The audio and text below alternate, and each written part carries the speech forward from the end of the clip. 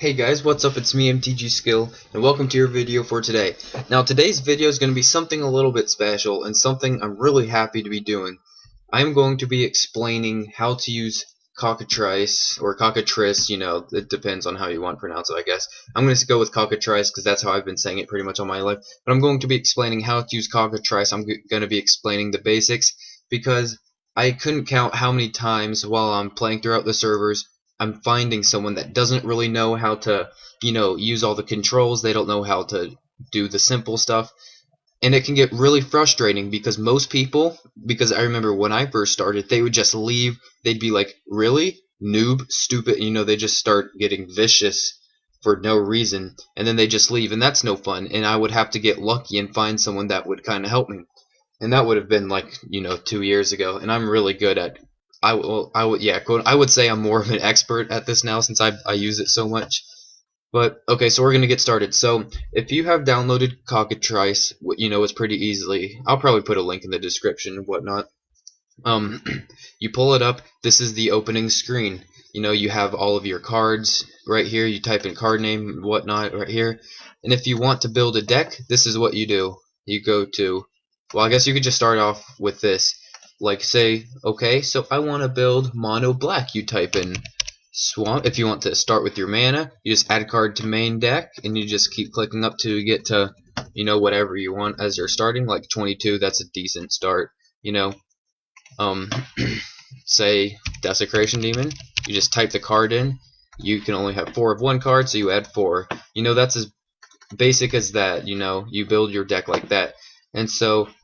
Let's just add some. Now if you want to save your deck, like say I want to save my deck of 16 Desecration Demons, you go to Deck Editor, you click this, you hit Save Deck As, and let's just name it D-Demon, Desecration Demon. You hit Save, and there you go. Now you want to hit, if you want to bring it up, like say, let's bring up my black, white, blue mill deck, it comes up right here, but maybe I want to switch over to my Desecration Demon build real fast. Then I go over to D-Demon, I find it, and there it is.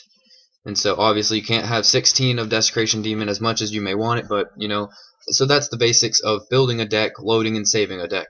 Now what we're going to do next are the controls of actual in-game playing. So what you're going to want to do, make sure you are not logged in online, make sure you disconnect and you start a local game. And when it asks you how many players you want to play, just hit 1 because it's just going to be us. Now load a local deck. And I'll just load my rogue build right now, which is actually a really neat deck that I was going to make a video about. It's been running pretty well, completely rogue. And so this is what happens when you load your deck. So the first thing you want to do, and sorry, I have to move the mic away from my mouth a little bit to hit control and the different commands. So when you first get up, it'll look like this. Someone on the other team, the other team, your opponent will probably say like, hey, you'll get that message that come across your screen, and so then they'll say, well, it'll be hey, and then you hit this, hit Control I as in Ichabod, I as in ice, I as in whatever else starts with I, and then it says number of sides 20. Everyone rolls with 20. So right when you hit Control I, go ahead and hit Enter, and then it rolls. Sorry, a Steam thing just popped up, and it says Player 1, which is you. You can see right here in this box that you are Player 1, and it says Player 1 rolls an 18 with a 20-sided die. So you got an 18, and the other person rolls, and then in red letters or whatever color their thing is, it says that they got a 2. And so then this is what happens. It is obvious to you and him that you both roll that you rolled higher. So what you would say is I play, that you're going to take the first turn and whatnot. Okay, so next, now that you've established who is going first, you're going to move on to drawing your initial hand. Now to draw your initial hand, first before you draw, usually I do this. You don't have to, but I would do it just in case. Control S, S as in saw, S as in spot, S as in, this is weird, like I can't think of anything that starts with S when I'm on the spot. Spot, S, spot. Okay, so Control S will shuffle your deck. As you can see at the bottom right here, it says player 1 shuffles his library. Your library is your deck, for those who don't know, and usually I'll just go through and I'll just hit it like 100 times just for the heck of it. So now that you've shuffled your deck more than beyond necessary, you want to hit Control M. M as in mom, M as in mummy, M as in monstrosity. So yeah, we're tying it. M as in magic. There you go. Control M draws your initial hand of 7 cards. Now, what you can notice probably so far by looking at the left side of your screen, you can see your health right here. You can see your library and how many cards are in your library remaining, which is 53, and the 3 cards right here, that is your hand. You only have 53 cards in your library because the 7 are in your hand. You know, they go like that. And so you can see your cards right here. This is the 7 cards. I don't know why, but I have that thing, you know, not OCD. Maybe it's OCD, where you just like, I always put the land cards to the left for some reason, and I'll match up all the cards. I don't know why I do that. That's actually kind of weird now that I think about it. I've never really know. Okay, so at the top right, what you notice is whenever you scroll onto a card, all this information pops up. You can change that. Let's start with show card only. I know I used to play it with this, so whenever you hover over a card, it shows the card, and it shows it in good enough resolution so that you can read it perfectly, and that's really nice. Or you can hit show text only, where you know you don't get the giant card art in the way. You can just read the text, and it's simplified. Well, it's in its the same version, just, you know, a regular font. And you can do show full info, which is what I do, so I can just see the card and the text right here. So those are your 3 options for that. I use show full because that's just me. And so now that you have your, you know, you have the basis set up for you're ready to start. And so remember, you said IP as in I play, and let's say, I like this hand. You know, I'm not going to go into mulligan right now. Like, I'm not going to mulligan. I'm just going to stick with this. Oh, by the way, if you want to mulligan, you right click on your hand and hit take mulligan, or hit Control M. So what you're going to do is like say, okay, I like this hand. Just hit say KP, which is keep, and your opponent should do it as well. And so when you hit keep, this is, you know, your usual start. So I'm going to go ahead and play first a Temple of Enlightenment, and it enters battlefield tap. And this has scry 1. What you want to do, this is how you scry. Right click on your library, hit the view top cards of library, because you could do this or hit Control W and this box comes up. Now you're scrying 1, so you want to see the first card on top of your library, and it comes up. So the first card, so your scry 1, the card is Syncopate, and you may think, oh, I like that, you know, the counter.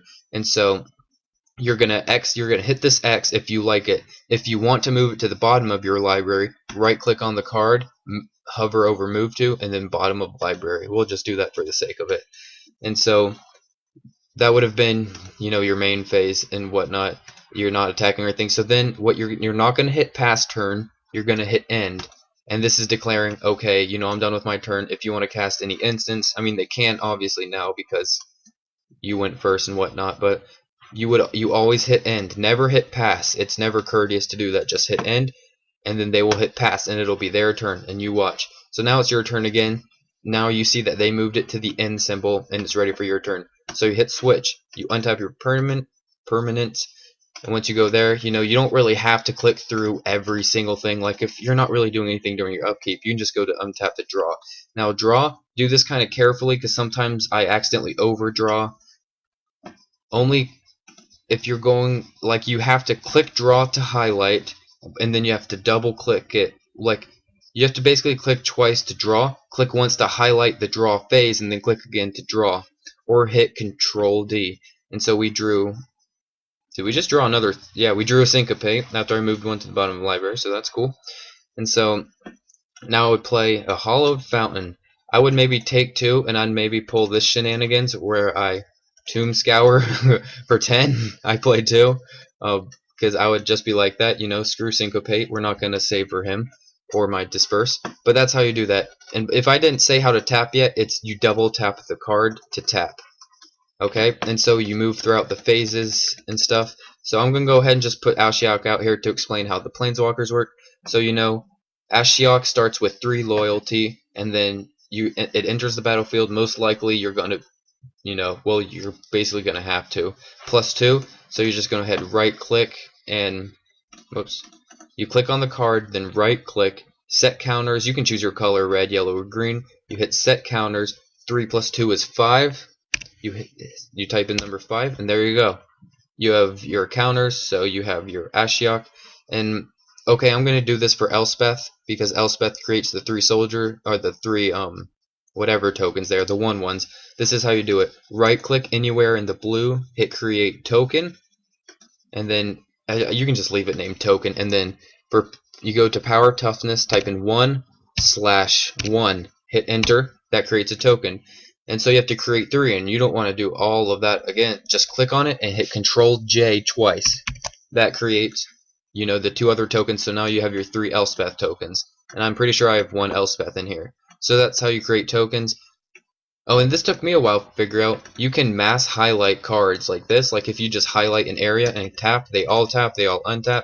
I can highlight the whole board if I wanted to. And you can only manipulate your own cards. You can't be messing around with your opponent's cards. Just just saying, I guess. And so, what else can I go over? I guess I can show you kind of what a whole game would be like. Like I can just start a simple game real fast. So I'll connect. I'll go to, okay, so yeah, I can go over this. Once you get to this room, you can, I'm going to be playing standard, so you want to hit filter games right here at the bottom left, check the standard box and hit OK, so it only brings up the standard games. These games both have passwords, so we're going to create our own. I'll show you how. You hit create, description, you can put a description if you want. Hit standard if you're going to be playing standard, and then hit OK. So now you're in the waiting room, you're in the lobby waiting for someone to join. What you want to do, load local deck. I'm going to load my black, white, blue mill, and then you hit ready to start. And you just kind of, wait for someone to come. And let's hope that someone comes. And then there's a chat box and everything on the other hand. And you can flip through these tabs, it won't interrupt your game or anything. You can see your own game right there. So someone just joined. His name is Trentar. And so let's see what he's going to do. Let's see how the keep and I play things all roll out.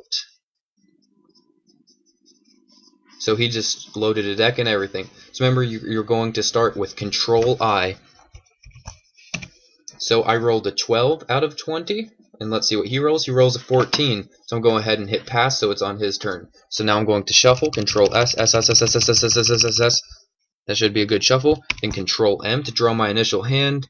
Godless Shrine, Island, Hollow Fountain. Yeah, you know what? I'd stick with that.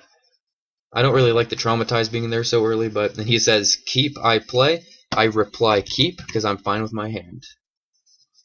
And so you see he plays his Swamp. Usually you keep your lands behind this fine line right there. Looks like he's playing a sort of Drainpipe Vermin. Oh, I thought, huh. Alright, and so he initiated the end step, so I'm going to hit pass, so it's my turn.